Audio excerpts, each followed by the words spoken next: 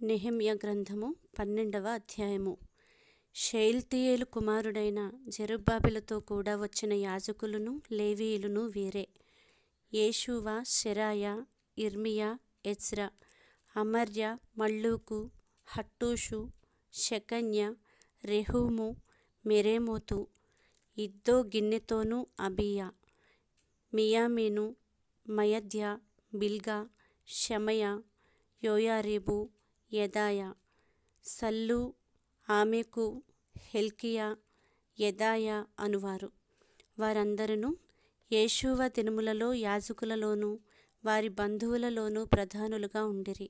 మరియు లేవీయులలో యేషూవ, బిన్నూయి, కద్మీయేలు, షేరేబ్యా, యూదా, స్తోత్రాది సేన విషయములో ప్రధాని అయిన మత్తన్యాయు అతని బంధువులను, మరియు బక్బుక్యాయు, ఉన్నీయును వారి బంధువులను వారికి ఎదురు వరుసలో ఉండి పాడువారు.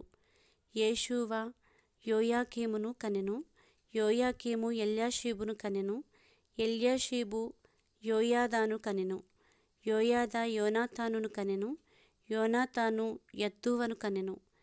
యోయాకీము దినములలో పితరులలో ప్రధానులైన వారు యాజకులై ఉండిరి.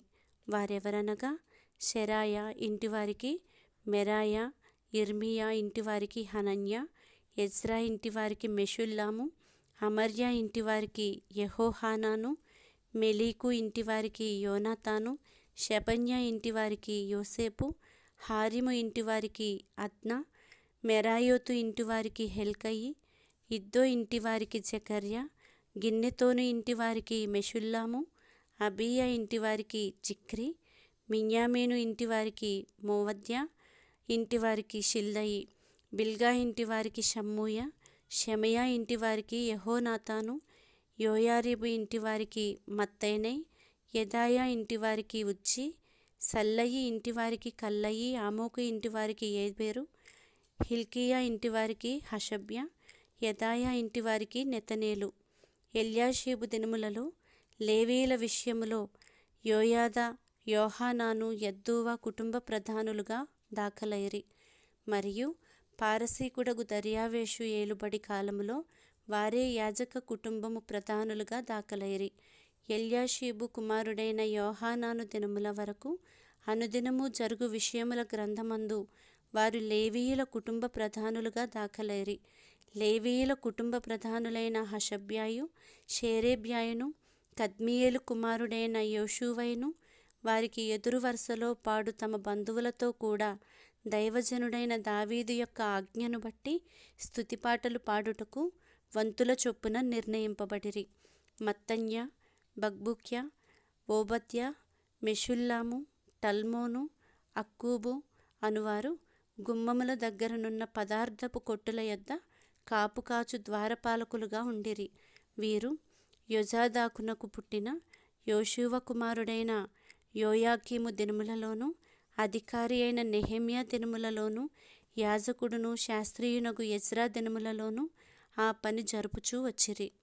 యెరూషలేము ప్రాకారమును ప్రతిష్ఠించు కాలములో వారు ఆ ప్రతిష్ఠాచారమును స్తోత్ర గీతములతోనూ పాటలతోనూ స్వరమండల సితారా చేయు తాళములతోనూ సంతోషముగా జరిగించున్నట్లు లేవీయులను తమ సకల స్థలములలో నుండి యెరూషలేమునకు రప్పించుటకు పూనుకొనిరి. అప్పుడు గాయకుల వంశస్థులు యెరూషలేము చుట్టూనున్న మైదాన భూమిలో నుండియు నెటోపాతి యొక్క గ్రామములలో నుండియు కూడుకొని వచ్చిరి.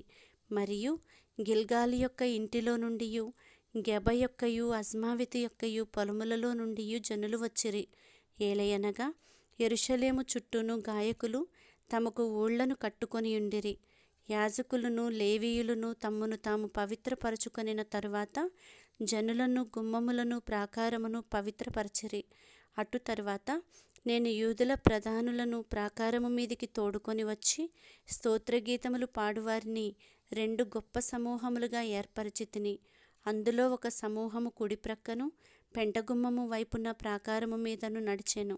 వారి వెంబడి హోషయాయును యూదుల ప్రధానులలో సగము మందియును వెళ్ళిరి.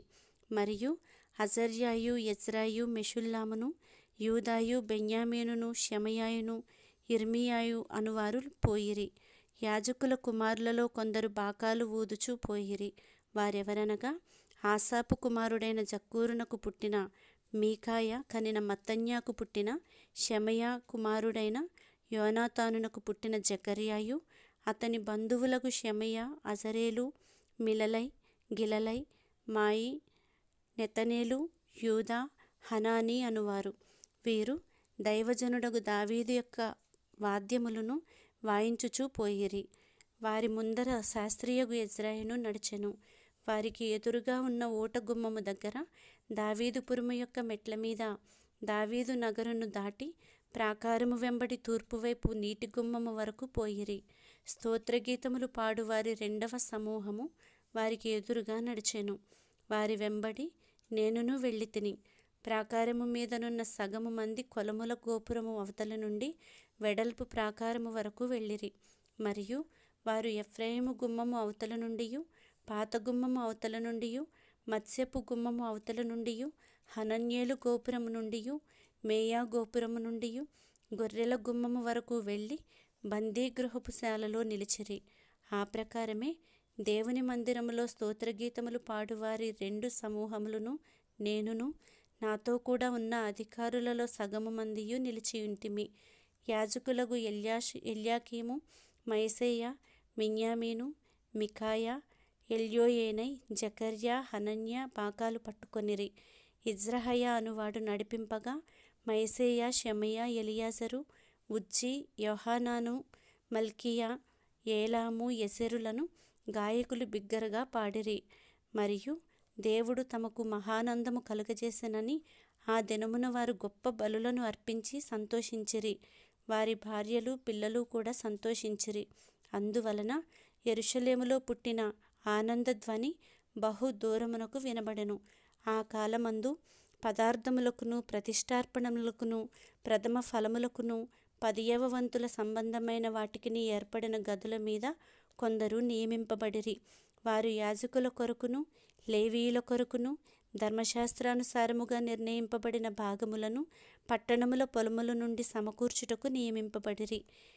సేవ చేయుటకు నియమింపబడిన యాజకులను బట్టియు, లేవీయులను బట్టియు యూదులు సంతోషించిరి. మరియు గాయకులను, ద్వారపాలకులను దావీదును అతని కుమారుడైన సొలొమోనును ఆజ్ఞాపించినట్లు దేవుని గూర్చిన పనులను, తమ శుద్ధిని గూర్చిన పనులను నెరవేర్చుచూ వచ్చిరి. పూర్వమందు దావీదు దినములలో గాయకుల విషయములోను, స్తోత్రగీతముల విషయములోను, పాటల విషయములోను ఆసాపు ప్రధానుడు.